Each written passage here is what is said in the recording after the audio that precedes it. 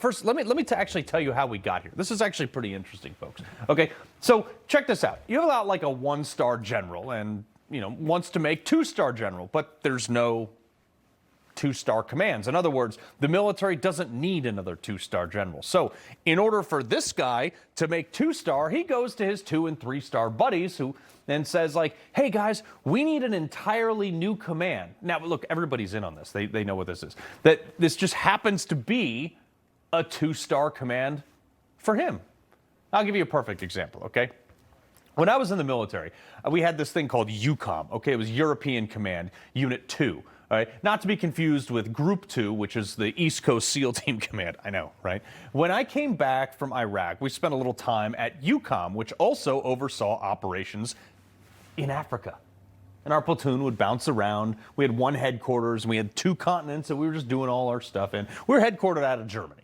But then some admiral or general, I don't know, needed to be promoted to that 2-star rank. So that guy, strolled on over and pitched AFRICOM, which would essentially do what EUCOM was already doing just fine, but would create a new billet so that 1-star could then get promoted to 2-star in charge of AFRICOM.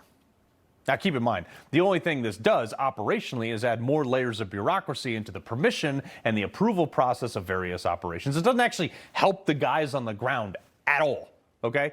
But the bigger problem is now you have to staff that command. Not just a 2-star, okay?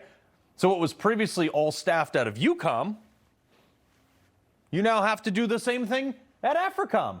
And you're not doing any new things, okay? You got new lieutenants, new commanders, new captains and sergeant majors, and master chiefs, and hey, throw in another 1-star because, hey, that 1-star just got promoted to 2-star. So he needs an XO at a 1-star. That colonel makes rank right there, perpetuating the bureaucracy. And because those roles didn't exist before, oftentimes they got to promote a bunch of other people into these roles.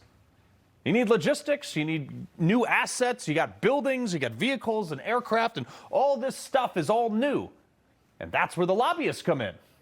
Lobbying for defense firms, which is a multi-billion-dollar industry, to get a new contract for, I don't know, $1 trillion over the next 10 years for all the things they knew for the new AFRICOM command. They're already doing it in Europe. He loves the Constitution. He fights for what's right. He hates the bad guys. He's a freedom warrior. He's your freedom warrior. Watch Carl Higbie every weekday on Newsmax.